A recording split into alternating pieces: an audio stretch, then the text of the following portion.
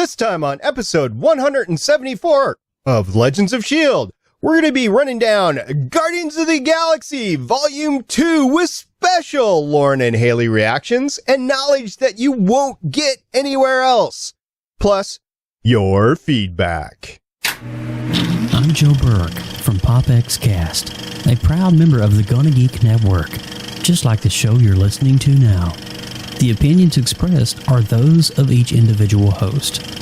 Check out all of our podcasts at GonnaGeekNetwork.com and get ready because geekiness begins in 3, 2, 1.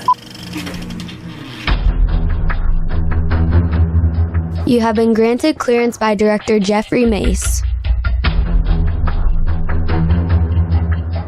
Stand by for S.H.I.E.L.D. debriefing.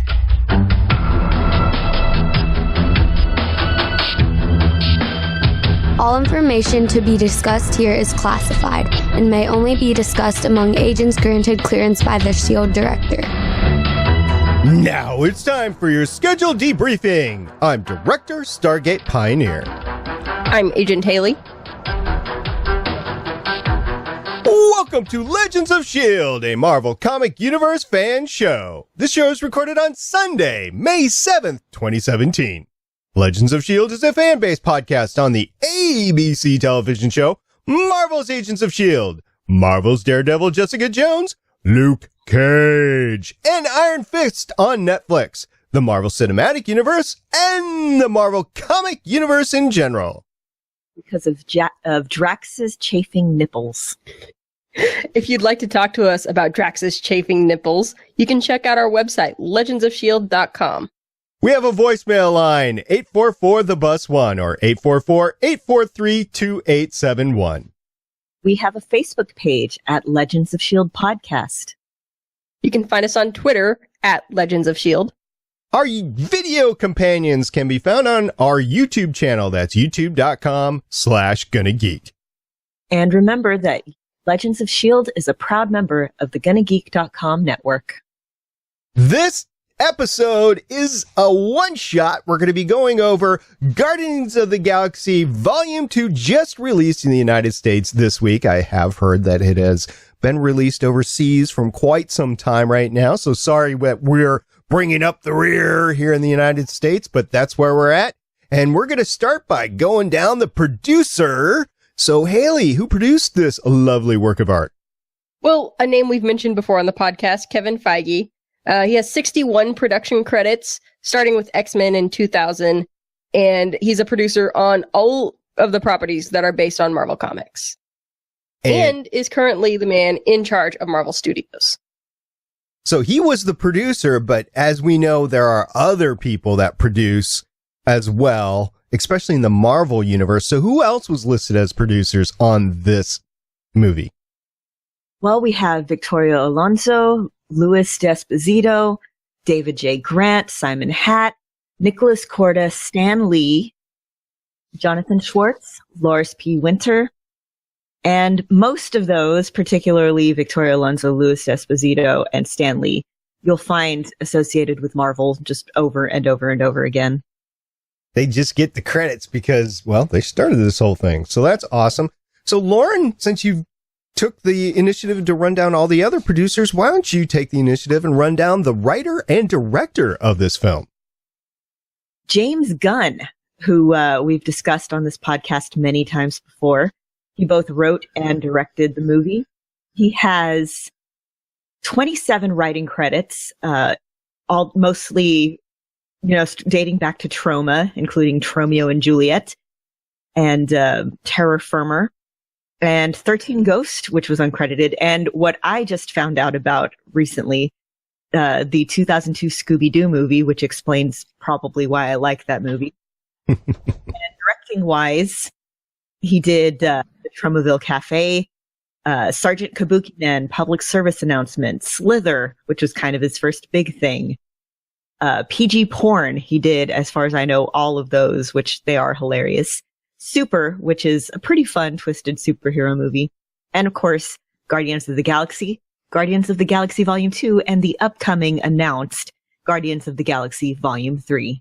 That was so cool at the end of the movie to see Guardians of the Galaxy will be back. So that is awesome. So there was a lot of talent, of course, in the starring roles on this film. And Haley, why don't you start us out? Who's the number one star of Guardians of the Galaxy Volume 2? Well, our leading man playing Peter Quill / Star-Lord is my favorite Chris Pratt. I love all of my Chris's, but Chris Pratt is my favorite.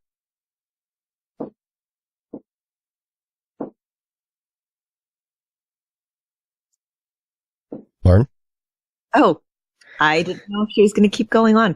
At Gamora, we have Zoe Saldana, who is amazing and awesome in everything that she is in. The laughing fool of the movie, of course, was Drax, played by Dave Bautista. The star of the film, Baby Groot, was voiced by Vin Diesel. Vin Diesel's trash panda father Rocket Raccoon was played by Bradley Cooper. Well, voiced by Bradley Cooper. And of course, remember the children. Yondu was played by Michael Rooker. Our villain turned heroine, Nebula, was played by Karen Gillan. One of my favorite characters from the comics brought over to be the adorable bug girl for the movie, Mantis, was played by Pom Clemente, who will be at Comic-Palooza this coming weekend. Nice. And of course, the Judge Dredd, Stakar Ogord of the film, played by Sly Stallone himself. Father of the Year, Ego, was played by Kurt Russell. Gold Lady, very scary, Aisha of the Sovereign was played by Elizabeth Debicki. And don't laugh. Please don't laugh. Taserface was played by Chris Sullivan. Kraglin was played by Sean Gunn, and he also did the on-set stuff for Rocket. Tulk, who had me very excited to see him, and then very sad, was played by an actor that I really like, Tommy Flanagan. Star-Lord's mother, Meredith Quill, was played by Laurel Haddock. The Sovereign Admiral was played by Ben Browder, doing his best Peacekeeper impersonation. Xylak, one of the Ravagers, as far as I can tell. No, I'm sorry. He was one of the guys trying to shoot at... He was the chief evil pilot. Yeah. He was the one that got killed last. Yes, he was the one that got killed last, as I look at his picture, was played by Alex Klein. And some weird old man was played by Jim Gunn Sr.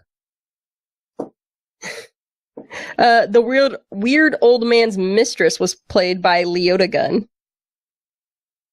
Grandpa Quill, who I actually don't remember being in this movie, was played by Greg Henry.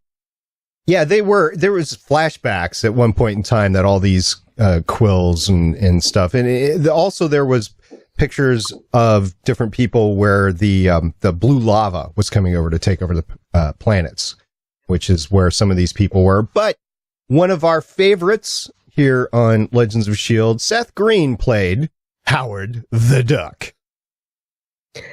The Mainframe was voiced by Miley Cyrus.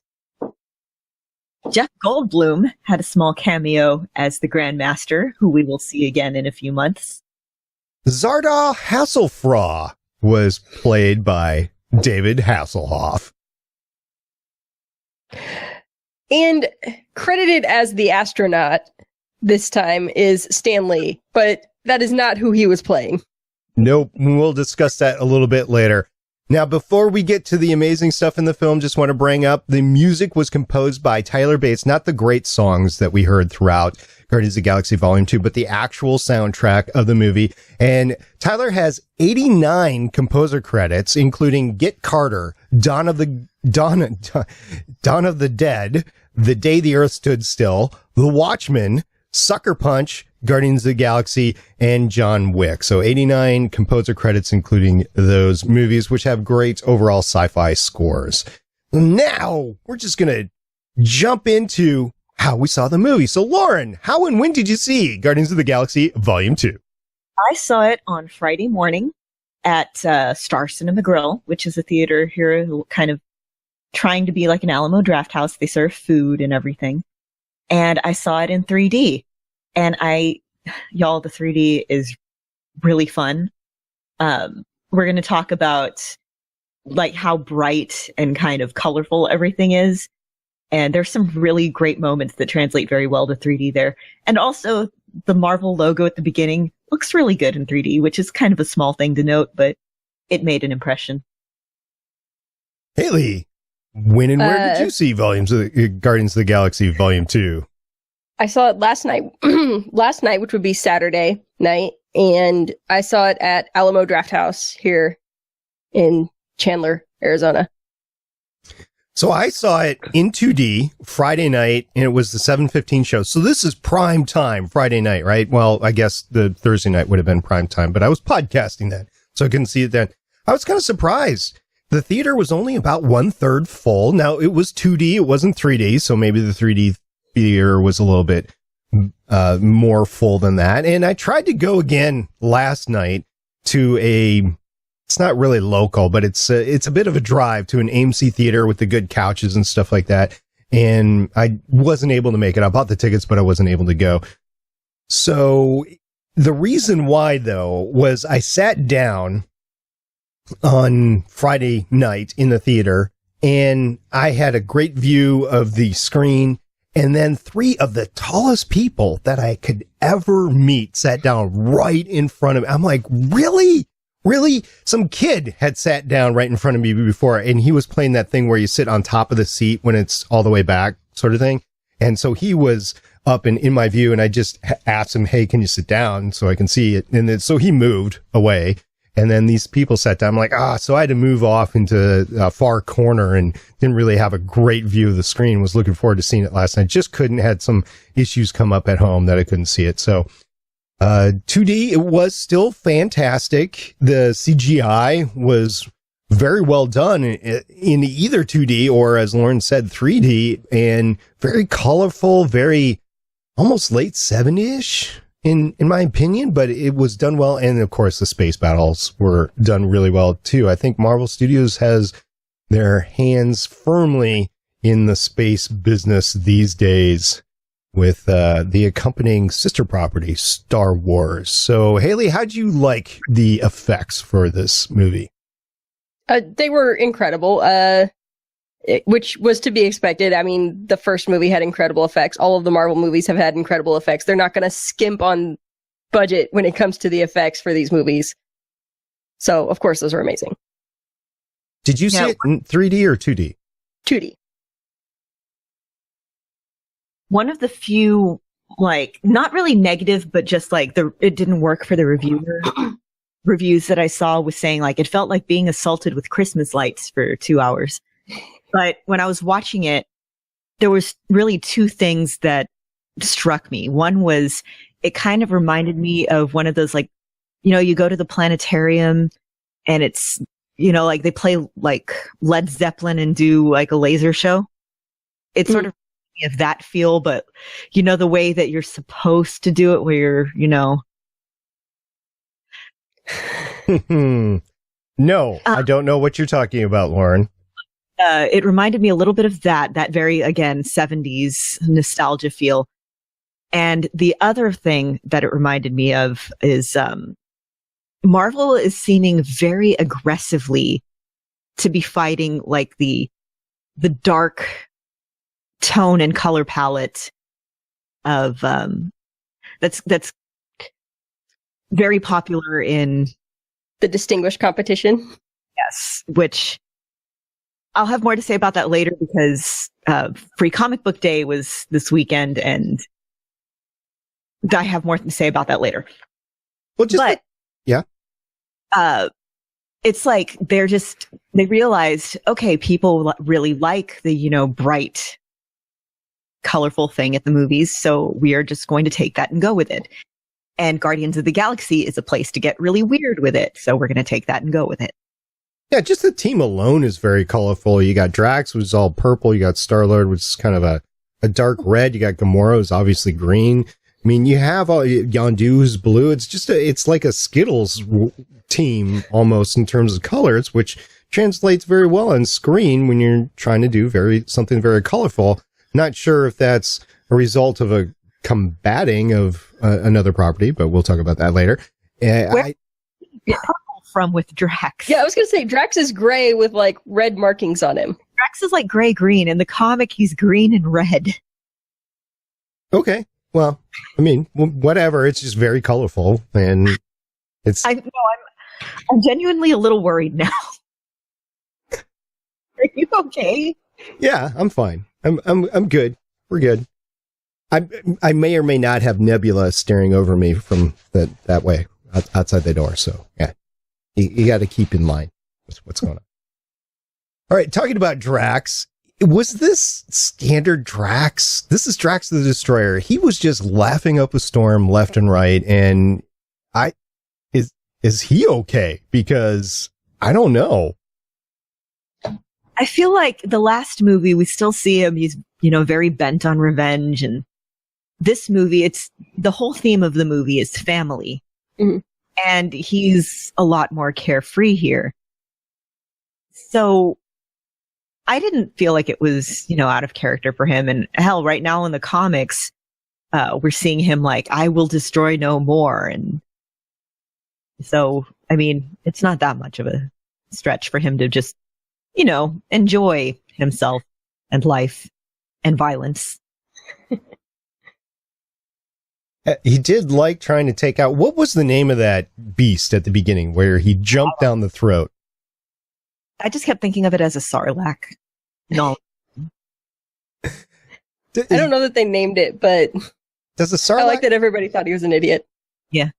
Does the Sarlacc have tentacles that move that fast? It does now.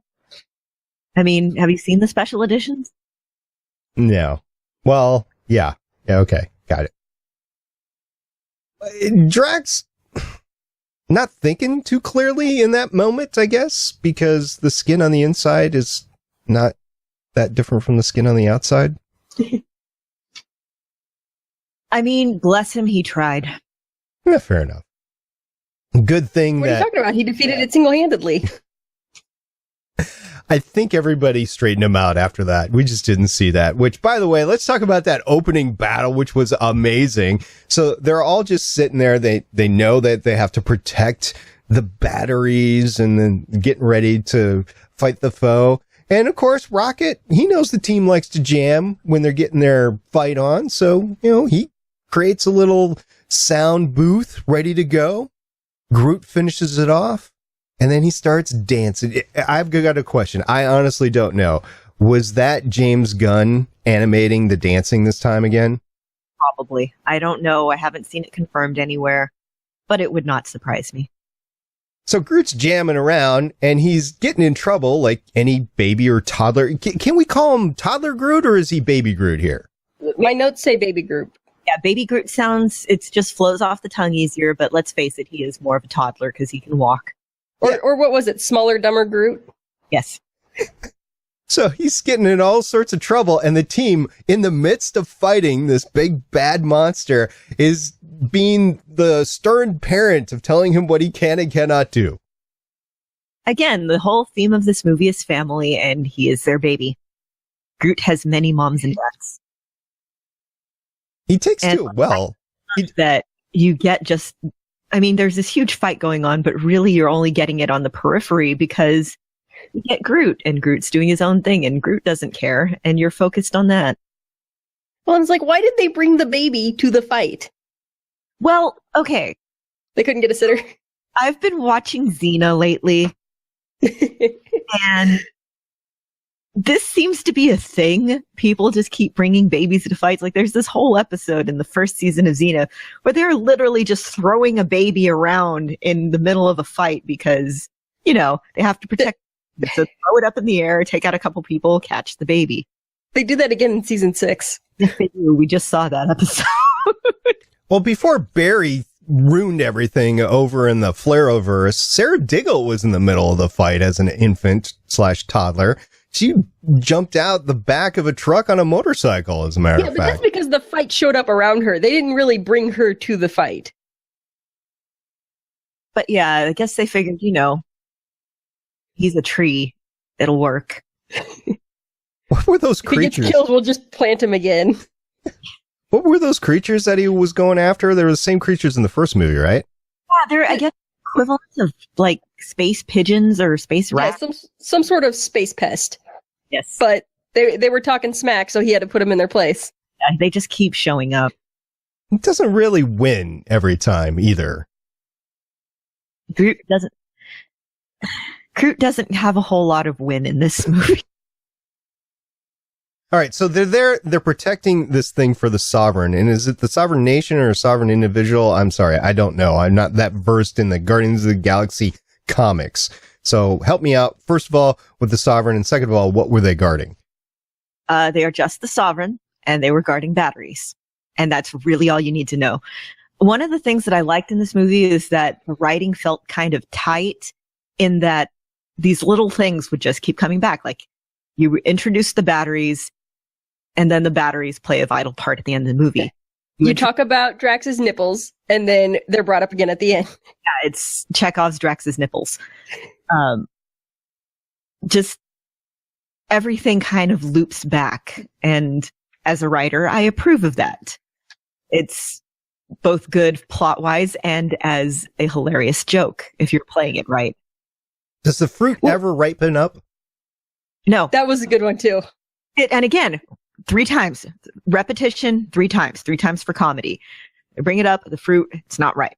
Drax, it's not ripe. She has the fruit, she bites it, not ripe. It was perfect. Along those same lines, like when we're jumping ahead a little, when we're on Ego's planet and Gamora's saying, you should try this. If he ends up being evil, we'll just kill him. And that's exactly the plot of the movie. Seems to work for him. Or that's before they go to the planet, but yeah. But again, the writing, it's like a lot. If you're paying attention, the writing is pretty tight. And I liked that. Okay. So talking about tight writing, let's talk about a storyline that I think is just dangling out there. And it was brought up in one of the mid-credit finale scenes, but it's brought up earlier on. It's Star-Lord's relationship with Aisha of the Sovereign. And they seem to be flirting at the beginning, but at the end, she makes Adam, and is that her kid and Star-Lord's kid? Did they actually get together before the mission? Flirted. Okay. Yeah, flirting because, again, as we see from the first movie, Star-Lord slept his way across the galaxy. So it's kind of a hard habit to break, and it's one of the things that's kind of causing friction between him and Gamora. And with the Sovereign, they think, oh, we're so much better than everyone because eugenics. And then we see the cocoon that is presumably Adam Warlock. Isn't Adam Star-Lord's son in the comics, though? Don't think so. I don't think so. He's kind of cosmic being, and anyway. All right, I was misinformed. Go figure. Star Pie is wrong. What's new with that? All right, whatever, Star Munch. So let's talk about another relationship, family-wise, in the movie. Nebula and Gamora and their sisterly love. I really liked this. Again, I did too. You have a focus for the story, and you write the story around that focus. Focus here is family. And we have Nebula. We find out why she's so angry. We find out why she hates Gamora so much. And we get kind of a bit of a healing of that rift because we find out why she's part cyborg, because every time she would fail in a fight, Thanos would replace parts of her with robot parts to try to make her better. Including her brain, apparently. We see the cyborg parts of her head, so it's not inconceivable. But, you do that that's abuse. And she ended up blaming Gamora for it because Gamora just kept winning. And it's like, couldn't you lose once just so to spare me this pain? And now they're kind of reconciling because it's like, she's like, all I ever wanted was a sister and all you ever wanted was to win. And Gamora's like, I wanted to survive. And again, these two poor abused kids. And now that they're adults, they're trying to kind of figure out where they stand. And it's really sad. Like, it honestly is incredibly sad when you think about it. Sounds like they both have the same goal in mind. They just have different ways to go about doing it. Like, Gamora wants to save the individual girls, and Nebula's like, let's go to the source and let's kill Thanos because he's responsible for a lot of this stuff. So let's make sure we do that. Which exactly. And it's sort of like, because of the way each of them were treated, it kind of explains it. Gamora, because to Nebula's eye, she wasn't treated as harshly with, not having parts of her replaced. So Gamora was able to get away and is like, okay, I'm going to treat the symptoms and try to save these individuals. Whereas Nebula is just absolutely furious because Thanos is the one who took parts of her. So she's like, okay, I'm going to take out the person who hurt me. So we get a lot of great backstory of Nebula. We get a lot of great the movie's about Star-Lord's backstory, really. We get a lot of backstory in Yondu and Rocket, and we get just a lot of information. This movie was a lot more personable than Guardians of the Galaxy 1 because you're learning more about the characters. Yeah, and kind of speaking to that, I honestly was ugly crying for about the last 15 minutes. So, talk about somewhat sad, but somewhat emboldening, to use a absolutely made up. Emboldening? Yeah. Is that the word you want to use? Yeah, to use a stupid made up word from Star Pie. You have Rocket finding himself. So, Haley, tell people about Rocket's story in this film. Well, he's at the beginning, he's trying to act like he's the same person he was at the beginning of the first movie, which is, the carefree thief who's going to do whatever to take care of himself and screw anybody else. And part of this story is him realizing he's not that anymore. Like, he has this family now and these people that he cares about and wants to take care of. And he's not out just for himself. And Yondu has to tell him that straight up for him to get it. It worked out in the end when he stunned Gamora to prevent her from going after Quill. But do you think that was the right play at that point in time? Do you think he's going to regret that eventually? Nope. No. All right. He's protecting his family. And for all that, again, everybody, they're aggravating. They're, they fight with each other. They make fun of each other, but they love each other. And again, Rocket is trying to pretend like he's above that. He's trying to pretend, oh, the only person that matters is me and sometimes Groot.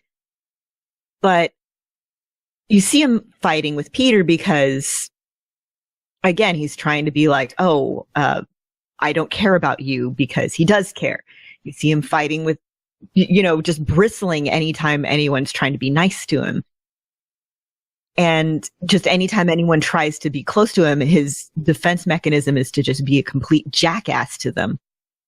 And then Yondu's like, this was who I was. Don't make my mistakes. So he's like, okay, I guess I have grown as a person and I am going to have to accept that.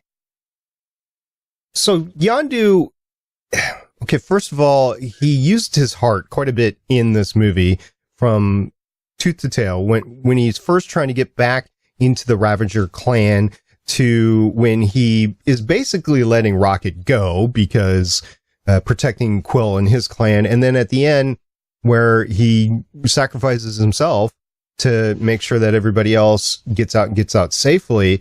Do you think that his using his heart officially redeemed himself for all the horrible stuff that he did before in dealing with the kids? I mean, I don't think you can completely redeem yourself from that. Like, we saw that whole cavern full of bones. Yeah. But What? But he did his best. Yeah. It's like that whole, the kind of story about you see somebody and they're picking up like starfish on a beach and throwing them back in the water. And you're like, you can't save everyone. He's like, yeah, but I'm saving this one. Mm-hmm. Star-Lord is the starfish that he's saving. Yeah, that's what I was thinking about the whole time. It's like, wow, that was a lot of kids. And for those that might not know what we're talking about, Ego had gotten together with a lot of women across the galaxy to try to probably a girl in every port. Exactly, to try to procreate an heir to his celestial gene, and had been unsuccessful until he got to Peter Quill, which was successful, and we'll talk about that in a little bit. But because of this, Yondu was paid by Ego to bring those kids, once they were of some certain age, whatever, to Ego, so you could try them out and see if he had a celestial gene or not. Most failed until they got to Starlight. All of them failed. Right. Which means humans might be unique in this galaxy to take on the attributes of a celestial. Nice. Hadn't thought about that. And how do you know Ego hadn't tried to procreate with another human? Well, because humans are unique to Earth. Okay. And first one that... Are we sure that was Ego's first trip to Earth, I guess is what I'm saying. Well, it seems like he was trying to spread his seed as far as he could. So it was like one of each species across the galaxy. Mm-hmm. Well, like he wouldn't know to double down on humans until after he saw that Peter had inherited the celestial gene. Yeah. Again, it's sort of, you see sort of the theme of like eugenics with the Sovereign. They're like, oh, our DNA is so great that once we hit this point, we just kept cloning ourselves to keep our genetic superiority. And with him, he's like, well, I am obviously the superior being. Let me spread myself until everything is me. And yeah, it's kind of gross. Yeah, so Ego is not a good guy by any means. Yep. He's got a lot of potential, but he uses it absolutely poorly, in my opinion. And Peter finds out the true story of what happened, found out what his dad actually did, and then decides the only way to rectify this is to kill him. Yep. If we've learned anything from superhero movies, it's, if you think you're going to want to use somebody later, don't kill their mother. Yeah. We learned this from X-Men. We learned this from Batman versus Superman. Now I'm stuck on X-Men. That's the one that jumped to mind mostly for me, but I feel like I've seen it in a lot of other things where it's like, oh, we killed this kid's parents, but now we're going to need to use this kid. And the kid's like, no, revenge, totes. Mm-hmm. So what do you think was more important to Peter Quill, his mother or the Walkman? Well, definitely his mother, but it's like, this thing is like a memento of his mother. It's, when somebody dies and they leave something to you. I remember, okay, so after my grandpa died, my mom kept a bunch of roses from the funeral bouquet. My sister's cat got into her bedroom once and ate them. You have not seen my mother this angry, like, ever. And I can understand that because it's, people, we get attached to things. There's some study that's like, if you touch a thing, you're more likely to want to keep that thing because you have now a physical memory associated with it. So all he has is his memory of his mother and this like talisman of her. So while he's like intellectually, oh, you killed my mom, him breaking that like physical talisman of her is kind of making it physical and manifest. And really the thing that just snaps him like out of it. And also, that's something that has just happened. So he's still having an immediate visceral response to that. Okay. I did not know that Ego had implanted brain cancer in Meredith Quill. I knew as soon as that scene started, but the people I went to the movie with, I guess, hadn't picked up on it until he said, I put the tumor in her brain. And it was like, yeah, that was the final straw. Kurt Russell was going to be in the Marvel Universe no more after that. Something was going to happen to that dude. It's just Which, by the way, I was talking to my husband after I was looking at IMDb at the trivia. They had a list of other actors they'd considered, and they're all good actors. But it's like Viggo Mortensen and Christoph Waltz, and I'm looking and I'm like, I'm so glad they went with Kurt Russell, who I accidentally called Russell Crowe because I wasn't thinking. But I'm so glad they went with Kurt Russell because, again, this movie is the Guardians of the Galaxy series, as we have set it up, kind of runs on 80s nostalgia. Kurt Russell is 80s nostalgia. You know, he's in all these movies. He's in The Thing. He's in Escape from New York. He's in Big Trouble in Little China. He like symbolizes the 80s to so many people. So, Haley, walk me through his plan to kill the entire universe. I mean, what was up with it? He was trying to remake it, or what was he trying to remake it as? What was going on there?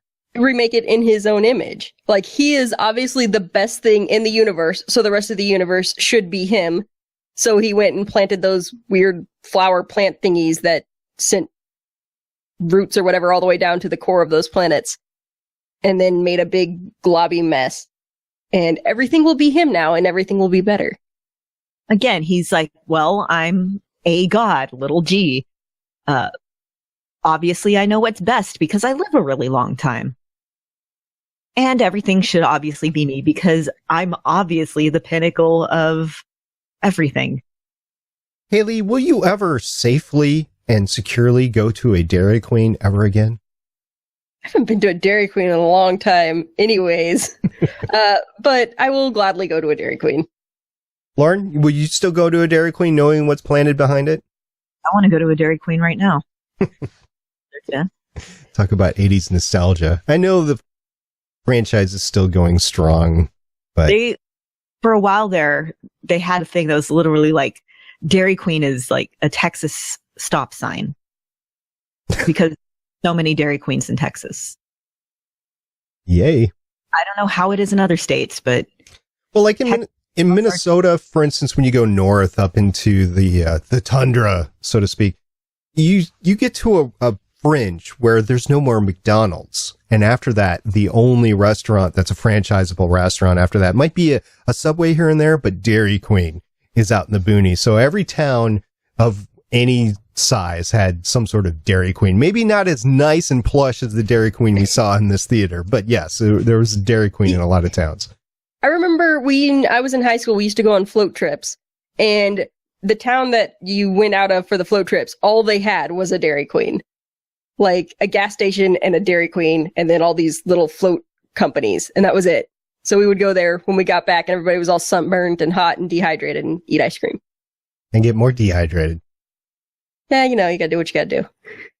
Now, what's a float company? Are we talking like tubing down a river or something like that? Yeah, like canoes, kayaks, that kind of thing. Okay. It's called a float trip.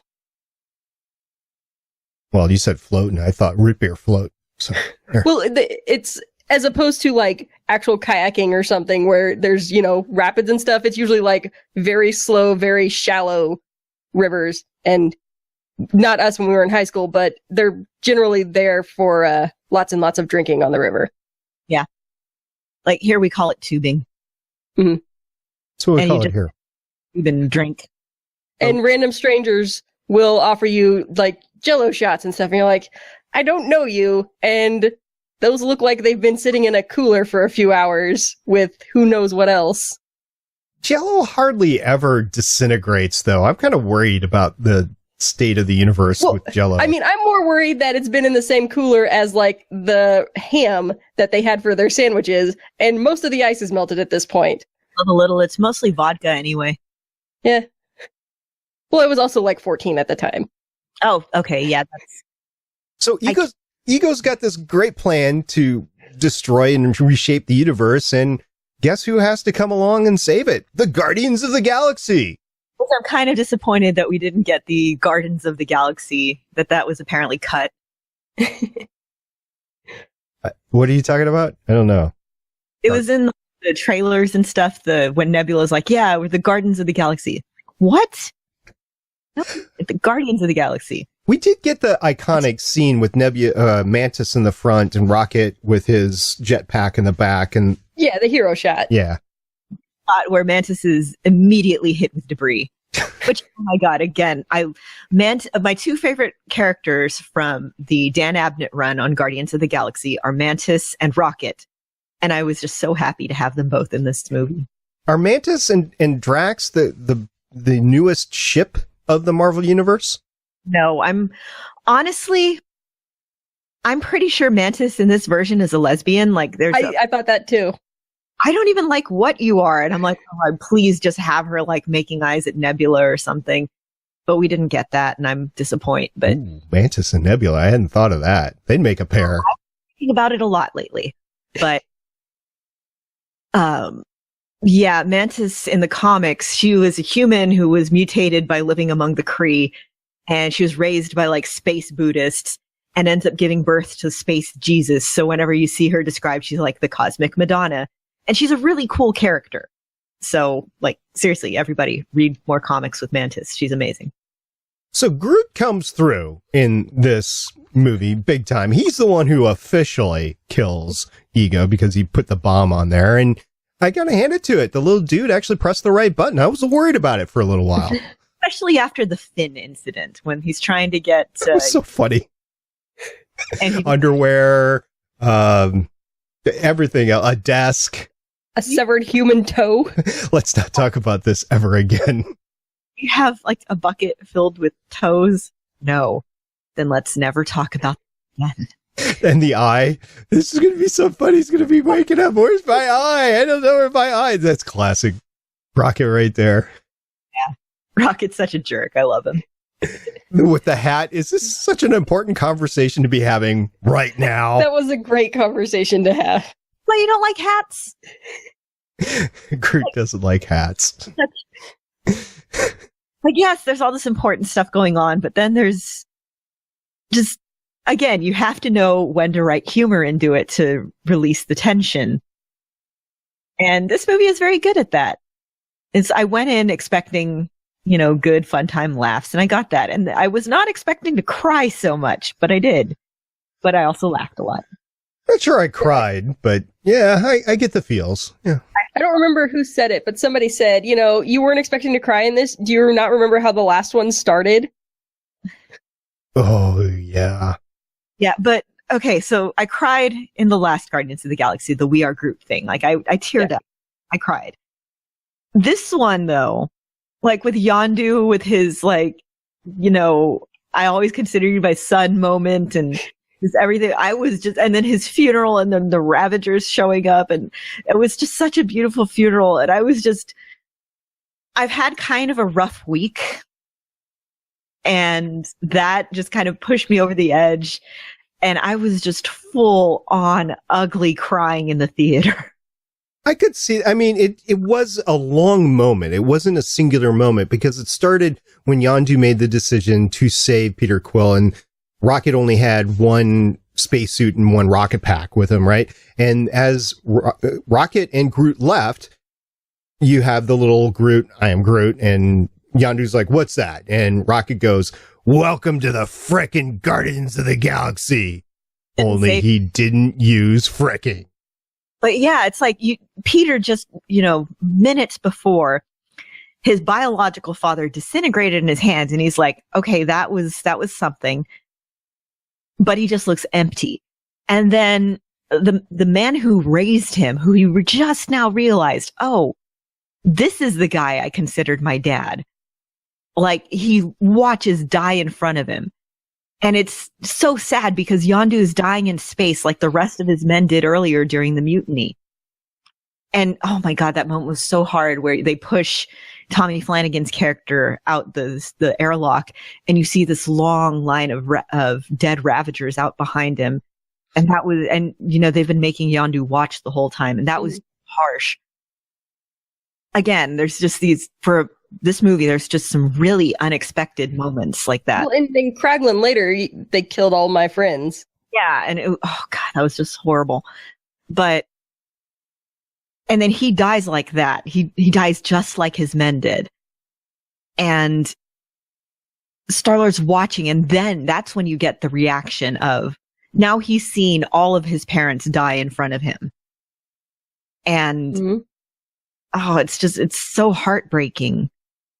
Yeah. And a funeral, that was such a beautiful scene. And again, it's just, everything is just so brightly and beautifully colored. And it's just this really joyous, scene, because the Ravagers showing up and the fireworks, and it's just the celebration, and it's just so bittersweet. And it was not something I was expecting, and it was not something I was expecting to hit me so hard. Yeah, they played it up. I mean, even Yondu and Peter's conversation as they were diving into the center of the Ego planet, it's like, because you said you were going to eat me. I thought it was funny. It wasn't to me. Why are you so messed up? Because that's my freaking father. That whole thing. That was Of course great. I have issues. So kind of bringing, current events into this, there's been this YouTube channel controversy thing. This guy who's been running a prank, quote unquote prank channel, where it's basically just him abusing his kids. He's like, it's just a prank, brah. And that's kind of what the whole I'm going to eat you thing reminded me of. He thinks it's funny. He gets mad because this kid can't take a joke. The kid took it seriously. But, looking back on it, Star-Lord, when he's having the flashbacks in his memory of, my real family, and it's hanging out with the Guardians and having a good time and laughing, and him, hanging out with Rocket and Gamora and Drax, and then you see back when Yondu's teaching him how to shoot, and he looks like they're having a great time.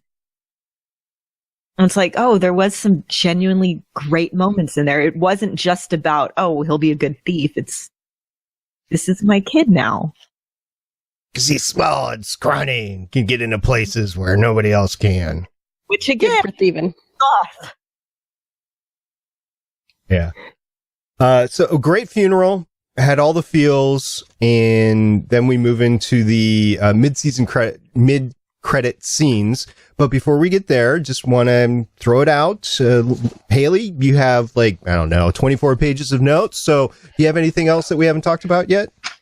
Only 8. And I think it's mostly quotes, but let me flip through to make sure. One of the things that before Haley does that while she's looking, one of the things that I wanted to mention briefly was when I first saw that screenshot of Ben Browder as the Sovereign Admiral. I first saw it on Tumblr, and I think I've mentioned this before, and I was thinking, I don't remember that episode of Farscape. And then Gunn cast him because he is such a big fan of Farscape, and Guardians owes a lot, the look of Guardians, the feel of Guardians owes a lot to Farscape. So I thought that was just fantastic casting and just a fantastic little nod. Well, of course, it's not just Farscape. He was also in Stargate SG-1, one of the most iconic sci-fi series ever as well. So 2 of them, Farscape and Stargate SG-1. Unfortunately, he can't claim Firefly, but, hey, close enough. Okay, so on the Ravager ship, when all those guys are being total dicks to Baby Groot, you knew at that moment that they all had to die. And it was great that Baby Groot got to take out one of them. We haven't talked about that scene where Yondu and Rocket bust out and kill all of the Ravagers.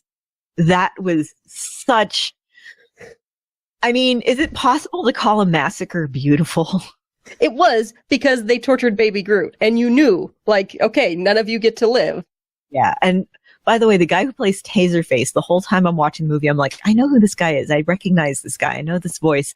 I check after the movie. Chris O'Sullivan was, he plays a pretty big part on the show The Nick. So, yeah, if you like this actor, check out The Nick. Also, wasn't one of the Ravagers Skull from Power Rangers?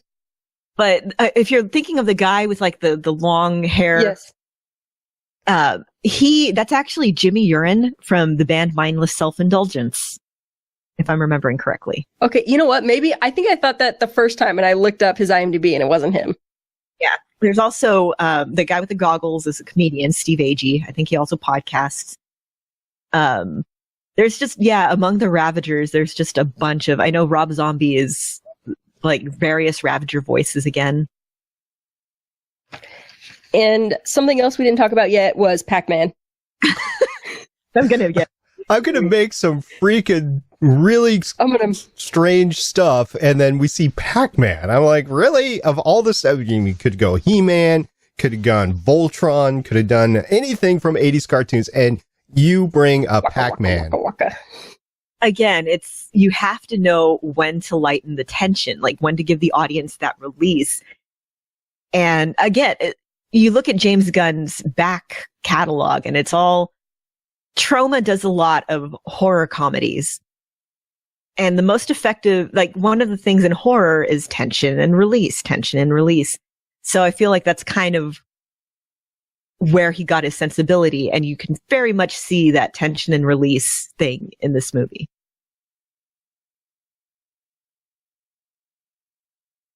Haley, that's all I had. That's all I had besides quotes. All right, let's get to the quotes. I guess we're both using guns now. I didn't know that, but I guess we are. Writing, if you notice, whenever Gamora does something that's like serious and plot relevant, she brings out the sword. Also, every time she starts to use a gun, she doesn't actually get to use the gun. No, she did the big, huge ship Gatling cannon. Well, yeah. Which was freaking badass, by the way. Nice going, Gamora. How did that not, send her flying back into the walls of that cave? Because she's freaking a Guardian of the Galaxy, and she's Gamora. That's why. Okay. Because movie physics. Right. I have sensitive nipples. That was amazing. Perhaps someday you could give me a history lesson. Filming reunion. Yay! They're not ripe yet. Nope. I'm sorry. I took it too far. I meant Trash Panda. That was wonderful. It's so much worse. I was a skinny little kid that could fit into small spaces adults couldn't. Made it easier for thieving. And again, that comes back several times. Yeah, Yondu uses almost the exact same words. It does when Rocket asks him, and then when they're talking together, and then, because that's my freaking father. Yeah, awesome. Triangle-faced monkey. Nobody ever knows what to call him, because it's not really a raccoon. Right. But he, sadly feels his snout at that moment, and, half of my theater went, "Aw." I did too. Mm-hmm. If he ends up being evil, we'll just kill him. And they do. They are not for feeling doorways. The whole bet. Oh, I forgot about that. If it's for literally anything else but avoiding decapitation by doorways. I would. I love Mantis so much. Yesterday, me and my husband were trying to do her, what are you doing? Smiling at each other.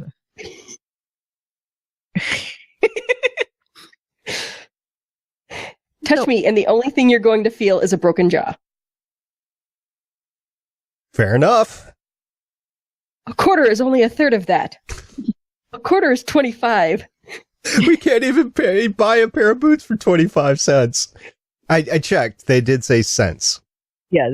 I thought they said credits. Oh, maybe. Anyway.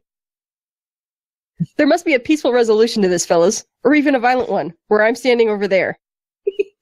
Rocket with his Home Alone setup right there was so great. Oh, that was so funny with the guys in the woods going up and down for about 10 times. The whole theater was just cracking up the entire time. I have to wonder how many Ravagers Yondu had to start with, because a lot of them got killed over the course of this movie. Seriously. A lot. Well, when you're going after the Guardians of the Galaxy, you stock up, you bring on some new ones, and you see what happens. A celestial, like a god. Small g, son. When I'm feeling humble like Drax. If he's a planet, how could he make a baby with your mother? He would smush her. Did he make himself a penis? That was so great. I don't want to think about my father and mother. Why not? Earthers and their hang-ups. Yeah, I was talking like a pretty necklace or a nice hat.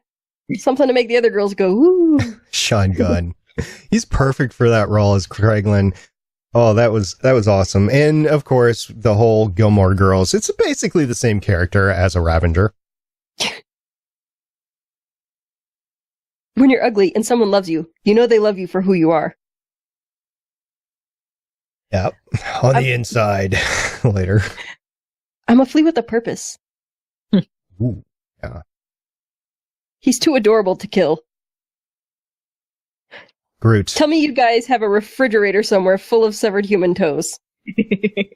That's so fun. Let's just agree never to talk about this again. That's perfect. You're the one that wanted to win. I just wanted a sister. All the feels. Yeah. I'm gonna make some weird shit. Yep. I don't even like the type of thing you are. Yep. And again, I didn't catch up on that reference, which now makes total sense. All you ever do is yell at each other. You're not friends. You're right. We're family. Leave no one behind. Except maybe you. Except maybe. I don't know. Is Nebula now family? Yep. Yeah. By the end she is. Okay. We're really going to be able to jack up our prices if we're 2-time galaxy savers. Is that all you're thinking about right now? Of course I care about the planets and the buildings and all the animals on the planets. And the people. And the people? Your crabby puppy is so cute, he makes me want to die. It's a puppy, I'm gonna die.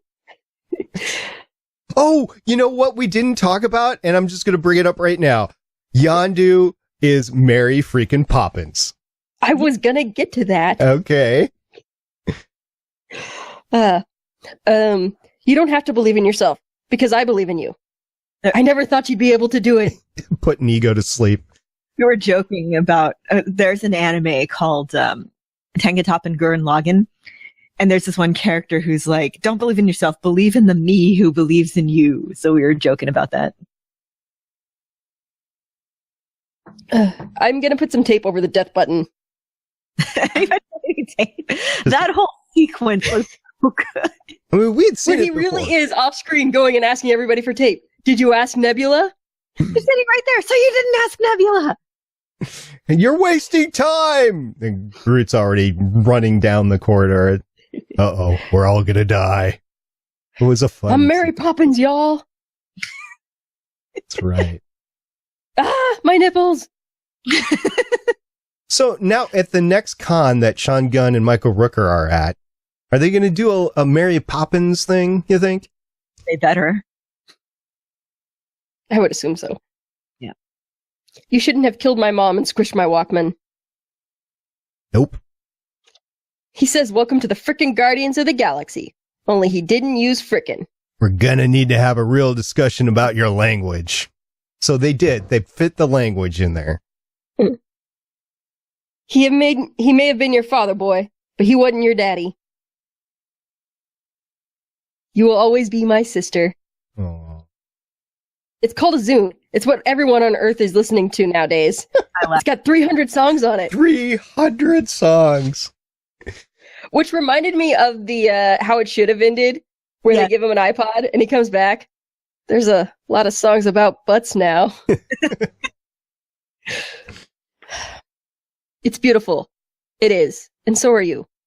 On the inside. On the inside. That's it. Awesome. Lots of great quotes. Now, let's talk about the mid-credit scenes. The shawarma, there was 5 of them. We were warned about it ahead of time. And I saw people leaving and I physically said, wait, you're gonna want to watch all 5 credit scenes. And they just looked at me and walked away. Did we call it a shawarma platter? Why not? So the first one, I don't know if I would call this a mid-credit scene because it kind of happened before the credits had kind of started, but after the movie had ended. It's kind of weird, but that was when Kraglin hit Drax with the arrow and Drax was just screaming in pain. That was hilarious. Kraglin just runs away. Drax is going to know who it is. Kraglin, you have the arrow. It's not like somebody else stole the arrow. No, Rocket did. It was totally Rocket. This scene, this one I want to talk about. The one with, okay, so Sylvester Stallone's cameo. Yes. That character is also known as Starhawk. So the Guardians of the Galaxy that we know are not the original Guardians of the Galaxy from the comic. They are members of the 2008 Dan Abnett team. The original 1969 team members are Charlie 27, Martin X, Nikki, Starhawk, Talon, Vance Astro, and Yondu Udanta. So in this scene, we have Martin X, who's the guy who's kind of looks like Iceman, who is played, by the way, by Michael Rosenbaum from Smallville. Charlie 27, who's played by Ving Rhames. We have Alita, who's played by Michelle Yeoh, and I flipped out, who in the comics is married to Starhawk. Again, Starhawk, played by Sylvester Stallone. And oh my God, I flipped out because those are, again, the original comics Guardians of the Galaxy.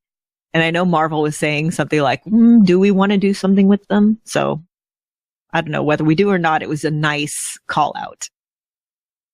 Well, like I said, I'm pretty sure they're the ones that are going to start the whole Infinity Gauntlet thing by stealing something for somebody that they don't know what it really is, but I just see it coming, and so we're going to see him in Infinity Wars. And if you're going to bring out anybody, Sylvester Stallone is probably a pretty good ringleader for the bunch to do that. So we'll see how that all goes. Now, the next mid-credit scene, of course, we have talked about before. It's the Sovereign creating Atom. And at the time, I wasn't sure if she said Atom like A-T-O-M or A-D-O-A-M. And after I got out and did a little research, and it's Adam Warlock. Is there anything else we want to say about Adam Warlock?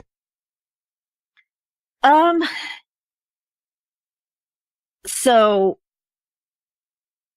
Adam Warlock is an interesting character, created because the comics creator of Adam Warlock was a big fan of Jesus Christ Superstar. So that should tell you something about what you should expect when you read up on Adam Warlock. He's interesting. Okay. Well, we'll be doing some more research on him and get some Adam Warlock background to everybody in the future as Legends of S.H.I.E.L.D. progresses. So with the fourth mid-credit scene, you have Moody Teen Groot, which was that was the funniest of the bunch, I think. So, of course, Star-Lord's knocking down the door to come in to get Groot to do something. I don't know, maybe just yell at him and, no, I'm not boring. I can't believe you're playing that mind-numbing game. And then he leaves by saying, now I know how Yondu felt. So that gathered a laugh for those that were left in the theater. What about you, Haley? Yeah, I know about, after I think the second scene, a pack of people started going. But yeah, it was great. It was. And then Haley, why don't you take us down the final credit scene? Okay, well, this scene actually kind of started in the movie, if you were paying attention, while they were doing all those jumps to get to Ego. The 700 jumps. But we get Stan Lee with the Watchers, who are these, like, intergalactic D-bags who just watch things happen. And there's one Watcher in Marvel Comics who was not content to just watch. And that is the fan theory of who Stan Lee's cameos through all of the movies is supposed to be. Yeah, Utal the Watcher. Yeah, this is not a new theory. This has been going on for a couple of years, and I think it's going to come to a head because I believe Stanley, didn't he get together and film his like next and final 5 or 6? They said the cameo was filmed the same day as the Doctor Strange cameo and a couple of the others. Yeah, he did like 5 or 6 of them all at once, and I think they're just bringing this forward. So the dude is 94 years old. I'm glad to have him around. I really am. And if this is his legacy at the very end of the Marvel Cinematic Universe, the Marvel team has done quite a great job of building this up ever since 2008. So kudos for that. All right. At the beginning of the movie, we all saw some great trailers. And Haley, were there any trailers that you want to bring out that you remember seeing? Wonder Woman. I'm so looking forward to that movie, and I'm so worried it's going to disappoint. You saw a Wonder Woman trailer? I did not. I saw that one. It was one of the 3D trailers. Oh, so and you both saw it in 3D? No, I did not see it in 3D. I saw it in 2D. That's right. Huh. Well, so was the trailer any different than we've seen? No, it's the one we've seen. Okay. Did you see anything else that is of note? Star Wars. Yeah. Yep. I think there were a couple others, but I don't remember. Lauren, what else did you see?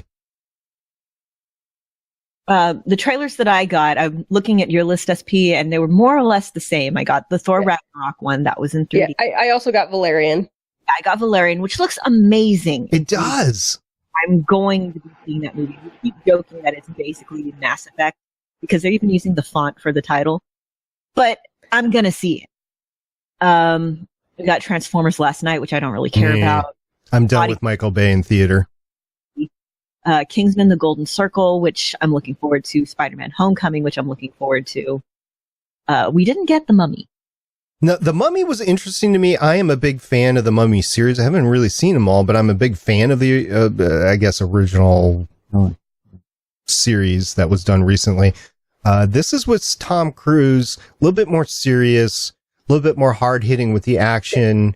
Got kind of a World War Z almost vibe to it from the effects, although not with fast-moving zombies. But I don't know. We'll see if I actually go ahead and see that in the theater or not. The Hitman's Bodyguard, by the way, was hilarious, and I can't wait to see that later on this year as well.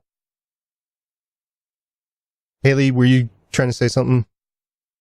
No, I was just going to say on The Mummy, that is not something I feel like needed a reboot, and I didn't see the trailer last night, but I've seen the trailer, and it doesn't look like a new take on it that I'm particularly interested in. Yeah.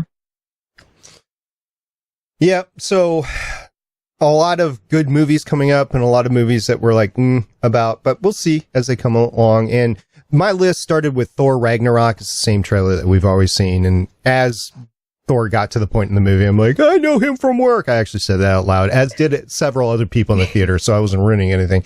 I kind of expected when they were showing the thing on Earth that Ego had made, like, to see an Avenger show up.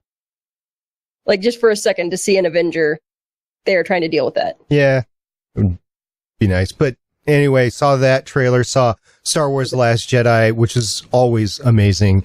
I first saw it in the hallway at Indiana Comic Con, so it was actually really cool seeing it on the big screen like I did. Kingsman: The Golden Circle.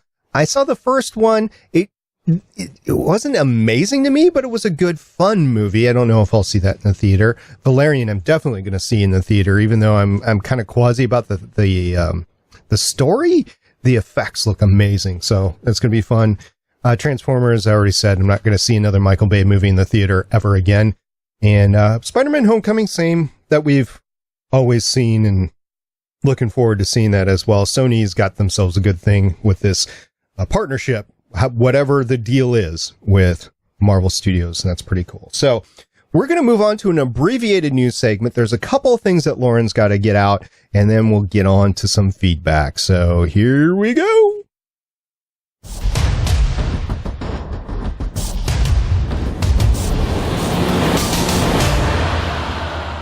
So this past weekend was Free Comic Book Day on Saturday.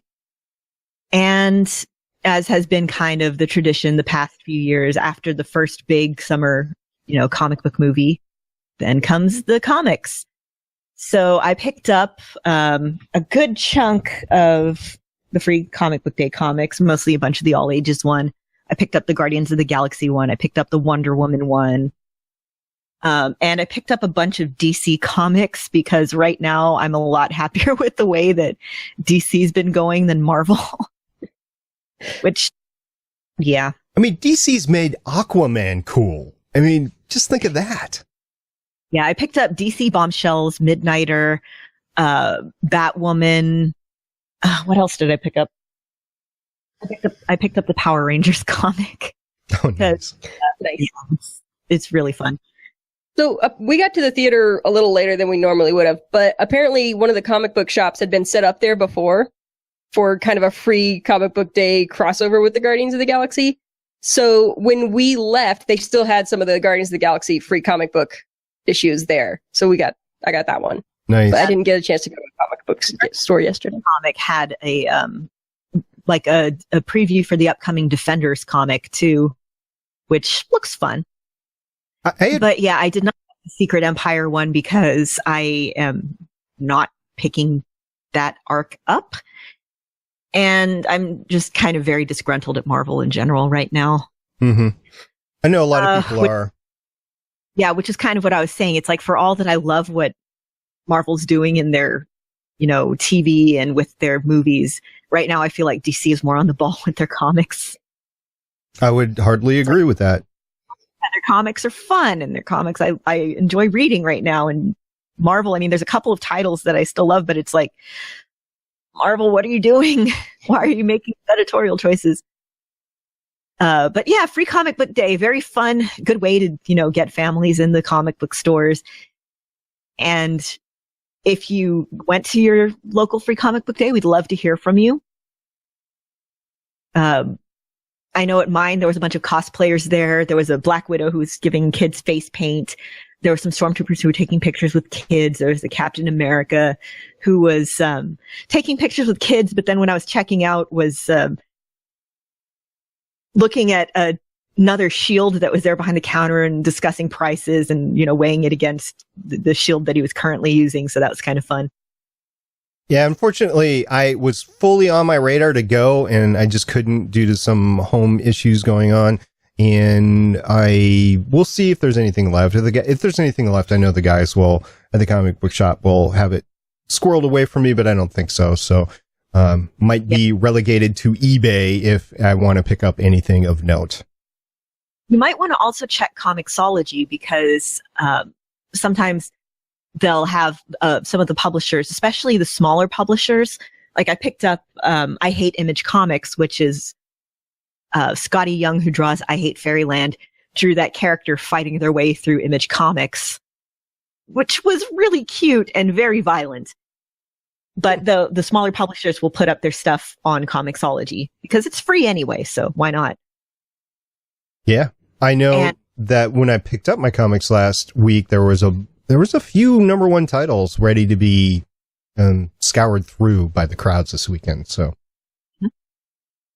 And the other thing that I wanted to bring up is we haven't really talked about it. Well, we talk about it on and off this year because I'm very excited about it.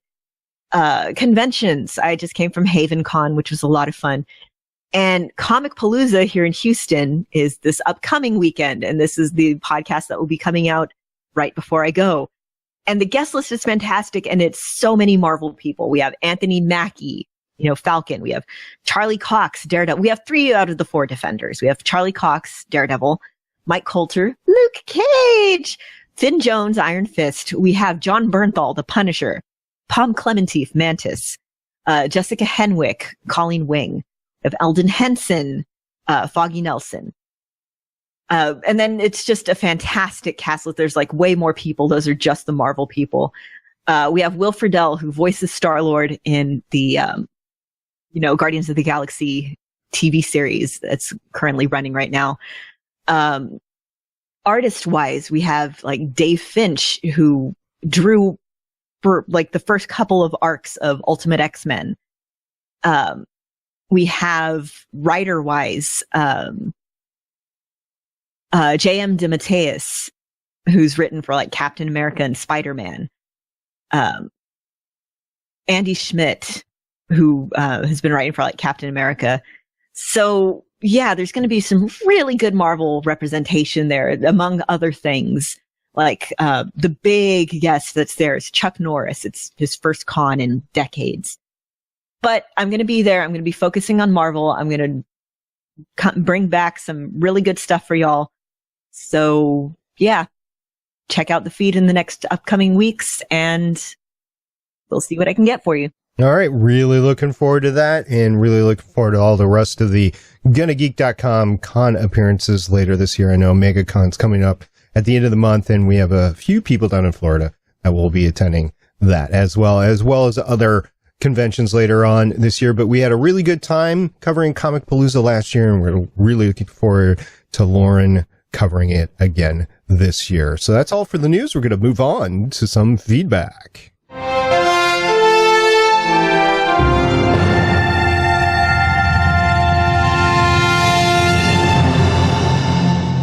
So the movie hasn't been out for very long here in the United States, and we did get some feedback, though, at Mr. Paraclete said it was very good. A lot more personal story than the first one. Haley, we also got a little note about Baby Groot.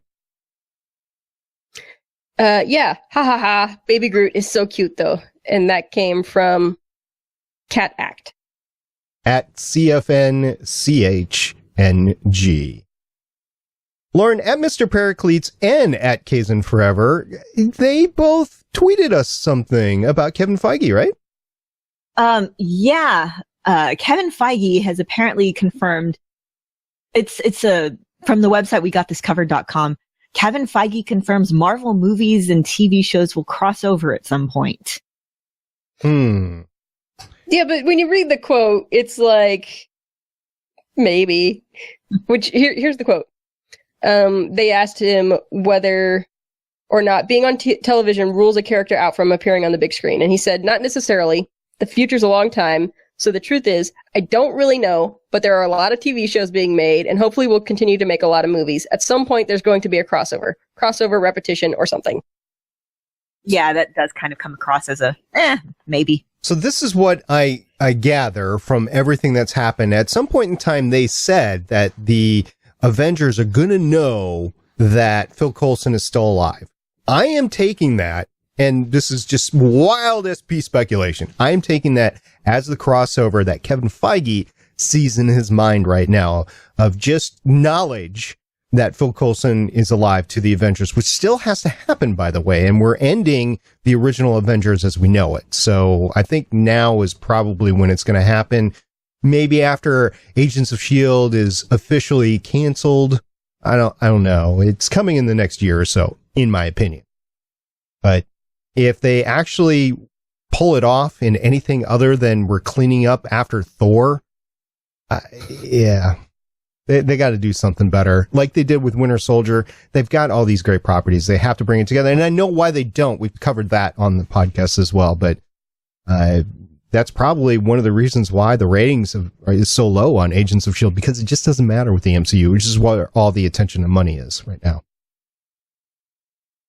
So at Kazin Forever also said Guardians of the Galaxy Volume 1 is still my favorite of the two, which we haven't ranked or rated everything, but I would agree with that. But the man, that ending was a hard gut punch, and those credit scenes had me really excited. So I think Guardians of the Galaxy did a very good job with all the feels at the end and with all the nods to the future of the Marvel Cinematic Universe. Yeah, I'll have to let this one sit for a bit to see where it ranks for me. My initial feeling is just because I love the theme of like found family so much, it ranks a bit above Guardians 1 for me. But again, I'm going to have to let it sit for a bit. Yeah, I will agree. It was not as good. I was talking to my daughter and her boyfriend right before this podcast because we had all seen it. And it's like, well, I think it was like 98%. And maybe one of the reasons why I said is a lot of the songs, they were good songs, but some of them didn't resonate with me as much as like within the first movie. So maybe that is where I was coming from. Or maybe that was because the first one was such an unexpected wowzer for me that I was expecting that again. And it's impossible to do that again within the same construct of everything. So I don't know. I'll let it say. Haley, do you have anything to say about this before we move on? Not really. For the soundtrack, I kind of just have to listen to it over and over and over again, like I did the first one for a while. And I'll tell you how I feel about the soundtrack. It's fair enough. And then finally, at Mr. Paracletes sent to us a wonderful movie poster, didn't he, Haley?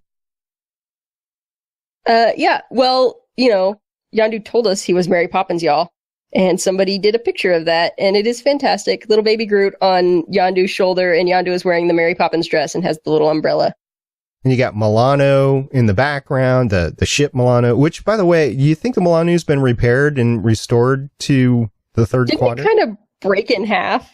Yeah, but not Groot. Rocket was fixing it. So I think it's all fixable. And heck, after the first movie, there was nothing left of it, and they put it back together. So yeah, I think we'll see it again. Okay. Maybe as Dad Star-Lord gives the keys to the car to son Groot eventually. That'd be something, Groot flying a spaceship. All right. Thank you very much, everybody who has given us feedback. We look forward to your continued feedback, both with Guardians of the Galaxy and the rest of the Legends of S.H.I.E.L.D. cast. Ladies, I think it's time we walk this one out.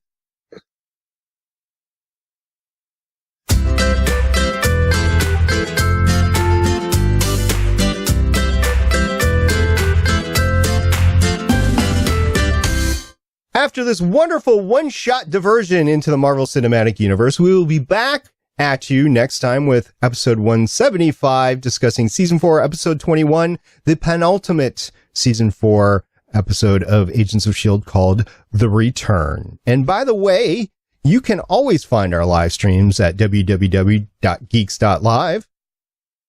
You can visit our website, legendsofshield.com. You can get a hold of us at our voicemail, 844-THE-BUS-1. That's 844-843-2871. There is a Facebook page which I cannot see. It's a Legends of S.H.I.E.L.D. podcast. We also have a Twitter account, at Legends of S.H.I.E.L.D. We have a YouTube channel at youtube.com/GonnaGeek, where you can find all our video companions. Ladies, this has been a fantastic episode. Really enjoyed Guardians of the Galaxy Volume 2. Until next time, I'm Director, Stargate Pioneer. I'm Agent Haley. I'm Agent Lauren. See you guys in a couple days. Bye! Bye.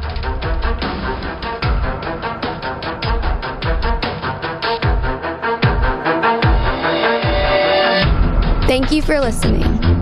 If you want to leave us feedback, go to gonnageek.com and you will find all our contact information and other shows. You can also visit legendsofshield.com, where you'll find our complete archive of podcasts. The music heard on this podcast is by Kevin MacLeod, found at incompetech.com, and also artists on pond5.com and audiojungle.net. The opinions heard on this podcast are those of the individual hosts and do not represent Stargate Pioneer Productions, Legends of S.H.I.E.L.D., or Gonna Geek. Agents of S.H.I.E.L.D. is the property of the Disney Corporation, Marvel Studios, and ABC. No infringement is intended.